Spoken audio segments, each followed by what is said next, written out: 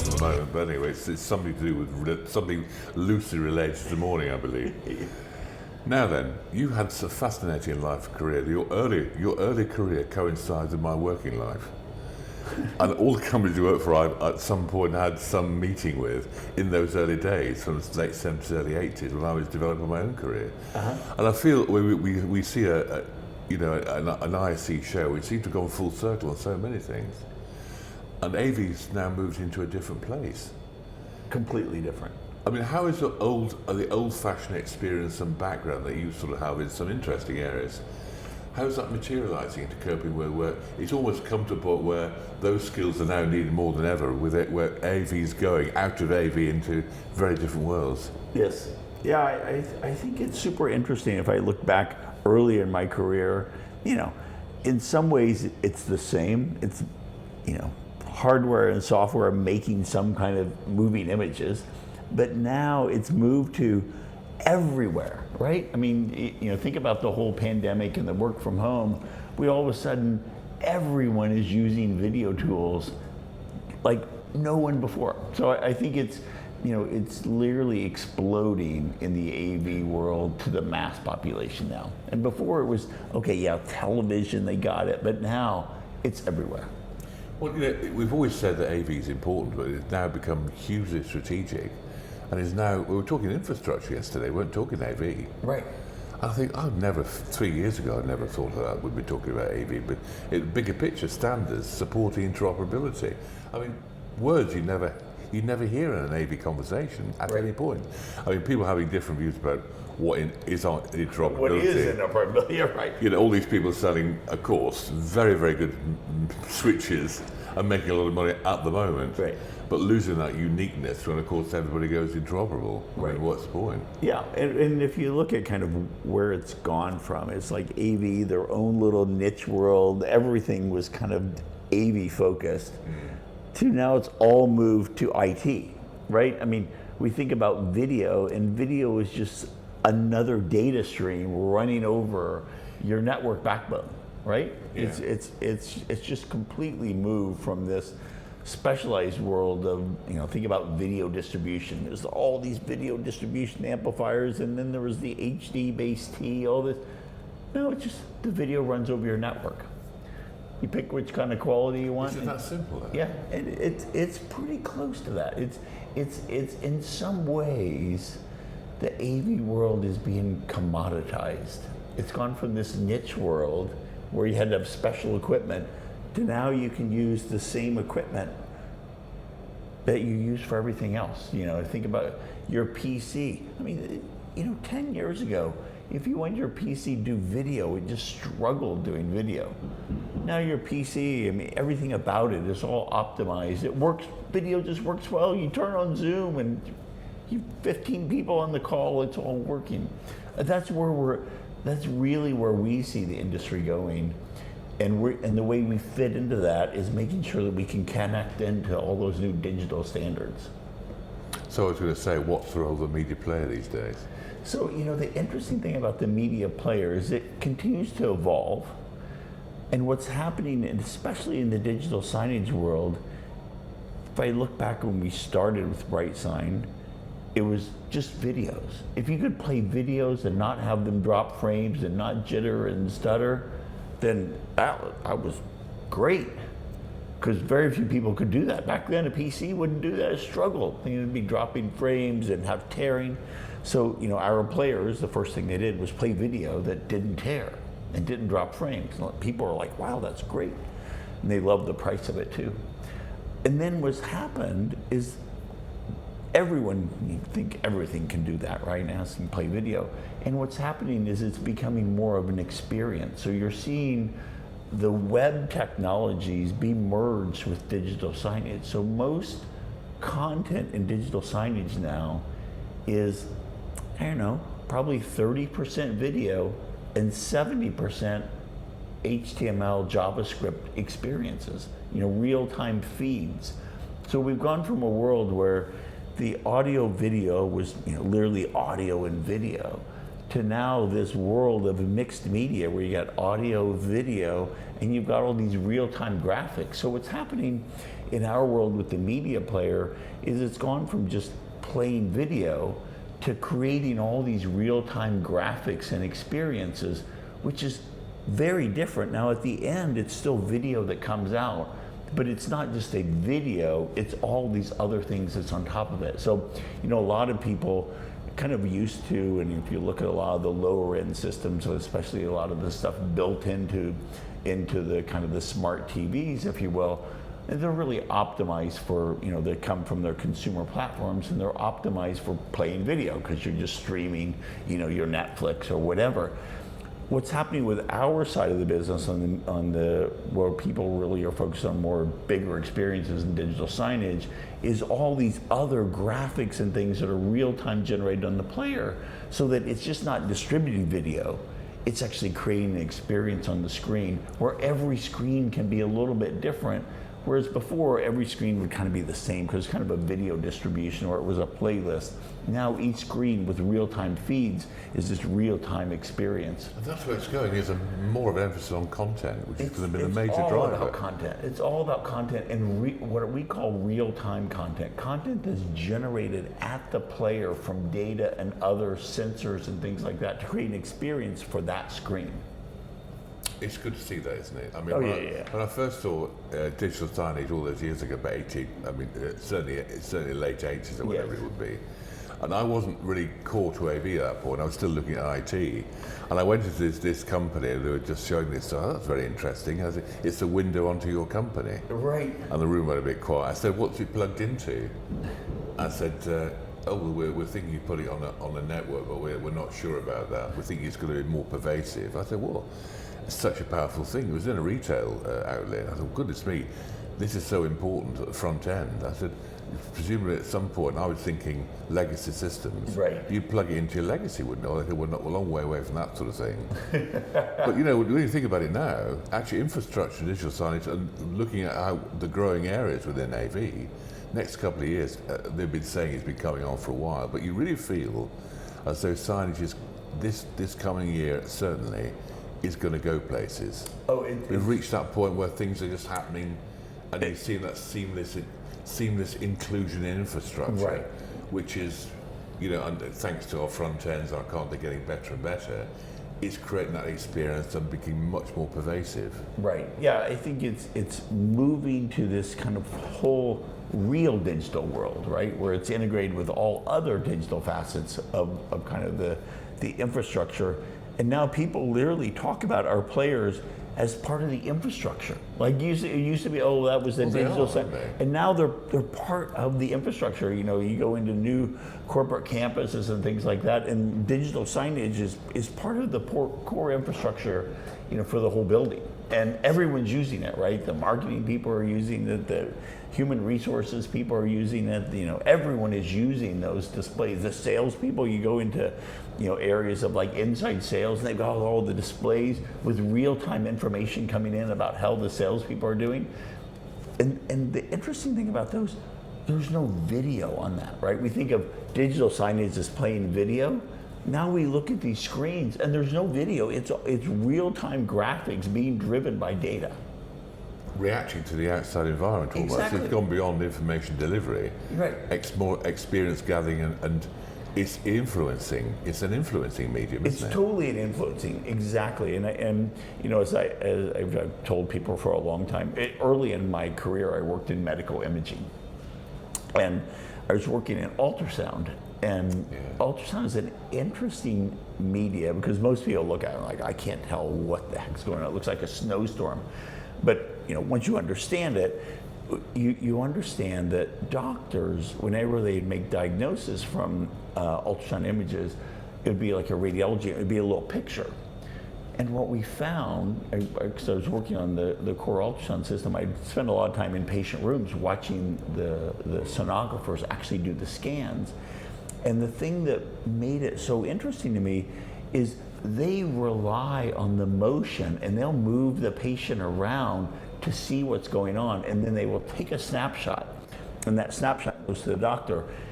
The reality is they've already kind of positioned it for the doctor, But without the video, they're not, the sonographers are not able to tell what's going on. Because if you just take a snapshot, it's really hard to tell what's going on. So they're actually moving the body, and like, one of the things that's like a gallstone. If you see a gallstone, the way that the sonographer will find the gallstone is move the patient, and you can see the gallstone rock. Really? Yeah.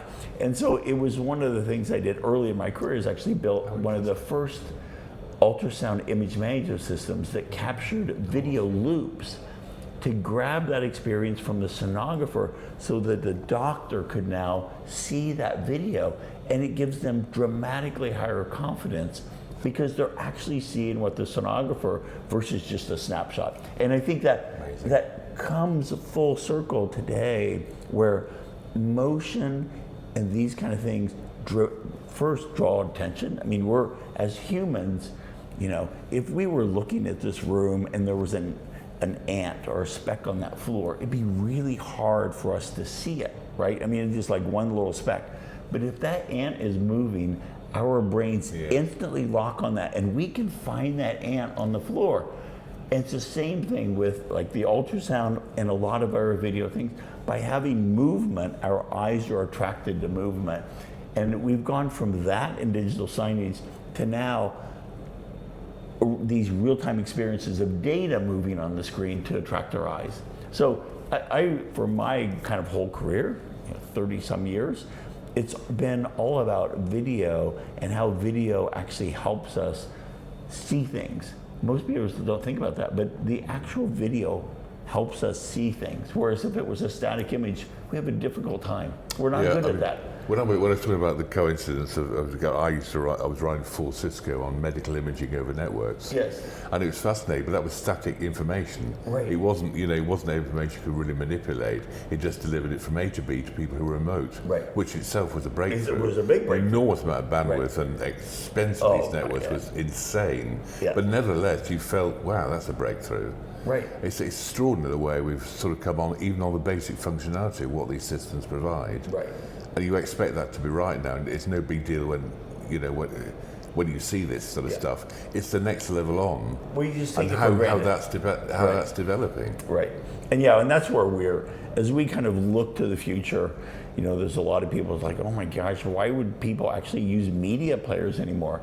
And it's actually just the opposite. It's like, if you have something that is just sitting there and it's just a video playing, guess what? It's called wrong. It's a bit of a misnomer, media play. I think we should be labeling it differently. Yeah, we go back and forth on that. Fixed views, don't they? Yeah, it's like, it's a bit of a disservice calling it media player, essentially, isn't it? Yeah, so we sometimes we'll call it experience players because they create an experience for you, right? You take in real-time inputs and data, and you generate all this.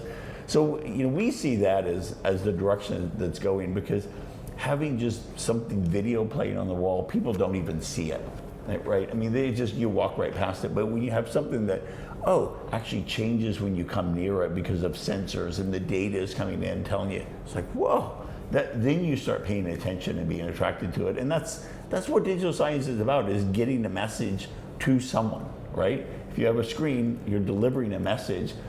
But if they walk right past it, you didn't deliver the message.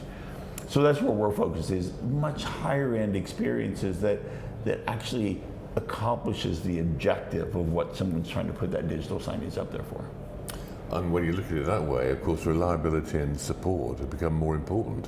It's about service delivery. It's gone beyond the box. It's about service delivery, isn't it? Yeah, it's, that's the tough gig, isn't it, really? That's the part that, when you think about these digital signage networks now, it used to be people, if they put in 100 displays, that was a big number. You now have people with tens of thousands of displays. And when you have tens of thousands of displays geographically dispersed around the world, it's hundreds of dollars per site visit when something goes down. So we put an incredible amount of effort into making sure that our players can fix themselves. It's got a lot of self-healing technologies. And a lot of people don't think about that until they have thousands of displays out there and they've got to support them. and you can't touch them. It's, a lot of IT organizations think, oh, well, we know how to manage them, but they can call someone and say, do this, do that, or send some IT person. Well, now the cost to do that, because they're geographically spread, they're in all these different locations, and the people at those locations have no ability to touch them because there's not keyboards and things attached to them. So we put a lot of effort into making these, one, the basic unit super reliable, but two, when things go wrong, our devices can fix themselves. I mean, most of the time it's some kind of software issue or a networking issue, and we can fix that without anyone even touching the player. It fixes itself. And that saves, in the post-installation, enormous amounts of money on the service side. And in a weird way, people are like, oh my God, your players never have a problem. They do have problems, but they fix themselves. So to the user, they think they never had a problem. The tree that falls in the forest when no one's around, no one hears it. No one knows the tree fell. And so what we do is we're able to fix our player automatically with the technology built into it. And most computers and normal kind of consumer operating systems don't do that. When they fail, they stop. You get a PC that does a blue screen, your Mac gets a little sad face or something, and it just sits there, right? It wants someone to interact with it. Our device knows that there's no one there to touch it, so it's going to go through all kinds of things to try to fix itself. And that self-healing technology increases the reliability perception dramatically, and on top of that, saves people a lot of money. It's all right saying new features are coming along, but you've got to make sure those features are reliable, manageable, practical to implement. Right. And you get a bit too fancy and find it's a bit too fancy for its own good, and then breaks down.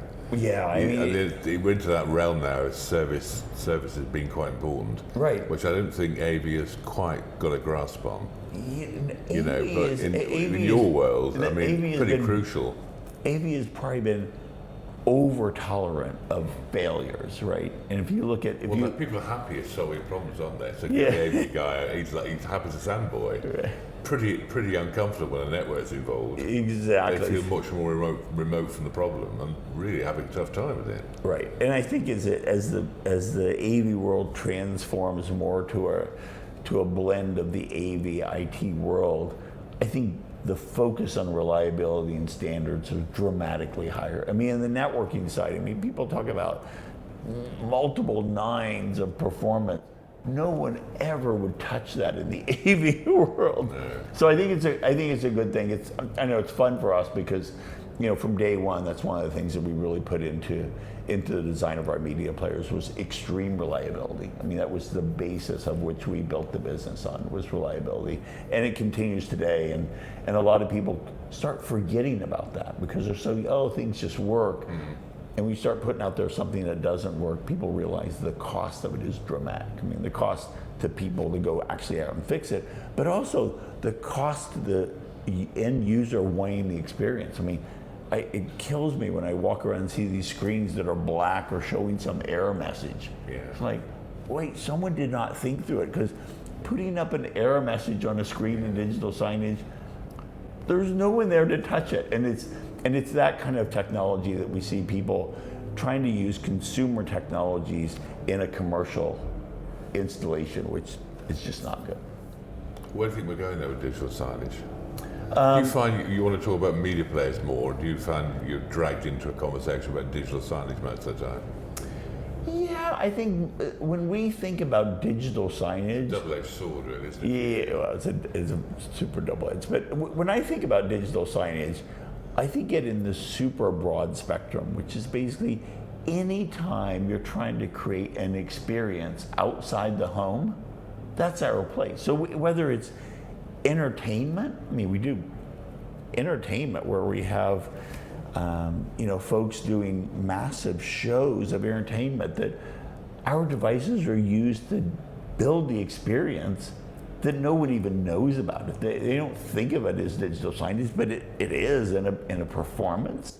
The people use it performance, bands use it. So it's just stuff that you would never think is digital signage, all the way down from corporate communications. So for us, we look at how do we keep adding features with great reliability so that the people can accomplish their objective of the experience they want to create. Whether it's an entertainment experience, whether it's an educational experience, or whether it's just pure communications. All those things are important, and we keep raising the bar on what that experience is, because as time progresses, the experience needs to increase or people won't pay attention to it. So that's what. It's a bit sad really, because it's always one of the most important applications I've always found in plain sight, that people don't realise just how strategic it can be if used effectively. Yeah. And I've sat in this for years thinking that, and nothing's really materialised. And every time we should go to more digital signage shows and actually give them more credence than we actually do. They sort of get shoved in between the cracks. Right. And it's bad, really. We're told we can't go to every show or every conference, but we should be writing more about the thing per se. The problem is I've never ghettoed technology. I've always thought of the bigger picture. How does it support the business? Yeah. And we, unfortunately, in our industry, we focus and ham too much on what the technology is and what it's doing, which is good in itself. However, now we're into a different digitization, different world altogether. We're having to be more agile and change how they do what they do. I mean, this is going to change the perception of most technologies, I feel, and people think differently about them. They will continue to think differently about it. And even here we are at ISE, here in Barcelona, right? I'm walking down that big walkway up above, and I looked over and you see all those LED posters. Well, people's paying for those things, and you're walking in, and it's creating an experience, right? Because it's got the stuff moving, and you're looking at it. And I look behind, I was like, oh, I wonder what they're using for that. I look behind it. You know what's behind every one of those? There's a BrightSign box. There's a BrightSign box sitting on every one of those. I'm like, oh, yeah. So I mean, these are kind of things that we don't even know. I don't even know where all of our boxes are being shipped. But I think about, oh my God, that's a mission critical application, because here it is creating this experience in this exhibit hall that lasts for 4 days, right? So all technology is mission critical. Is how you use it. Yeah. And I think that different perception is changing now, quite rightly. To as well as expect more from our technology, whatever they may be, but also use them in a slightly more sensible, sophisticated way that enables the business more than it has done. So technology is under the biggest strain I think it's ever been, but we're thinking more accurately how where the best use of that particular technology can be, which is forcing us to think about groups of technologies. Well, I think UC and team and God knows what else. I mean, what is the best combo? Now that's where we find interoperability becomes an issue when we want to integrate them. Yeah, exactly. So it's gone from a world that could be a little island to it has all these tentacles to reach out to create that experience. It's all about that experience, and you integrate all these, whether it's technologies or data or video, sound, all those things become important to create this overall experience that is, like I said, whether it's entertainment or whether it's communication, it's all there to deliver a message in an interesting way. One last question I was going to ask you, actually. Now we're here at a major trade show we haven't been to for a few years. Right. A man with your experience and seasoning and seen everything, goodness knows how many trade shows. Same for me, I've done 35 years of them. What do you look at a trade show these days that you find your experience eyes drift over, and what do you try and seek out, other than networking? Well, obviously networking and seeing people for the first time in a few years is awesome. 10 yards. I went about 50 feet the other day. Right. So it's awesome to be at a show, to be able to see people and talk to people and our customers. That real person-to-person experience is awesome. But also when I go, as I walk around the trade show floor and look around, is where are the emergent technologies? Where are the people doing? They're always the smaller companies, right? They're the big companies, they sell their massive products and things like that. There's not a lot of innovation typically coming out of that. But the smaller companies, so I look for people, especially in our world, of things that are doing kind of that next step away from what is being used today. And a lot of the things that I'm seeing that's starting to come out is sensor technology is becoming a bigger and bigger thing. So, how can you understand what's going on in your environment to change the experience? And building an interactivity that's not just a button, right? I mean, a button, it's like, okay, we can done buttons, but creating an experience that's a much more natural interaction. And there's some interesting things like, gesture recognition, like hand gesture recognition. Pretty interesting, right? To be able to point to something. So you point to something, and now that thing starts to come to life because you pointed at it. And that's a very natural human thing. I'll point to that. Like, whoop, all of a sudden it starts coming to life. So I think there's those kind of technologies that's creating a bond between the technology and the person that makes the experience more valuable. And those are the things I look for is, how do we build this bond between the human and the technology to be a richer experience?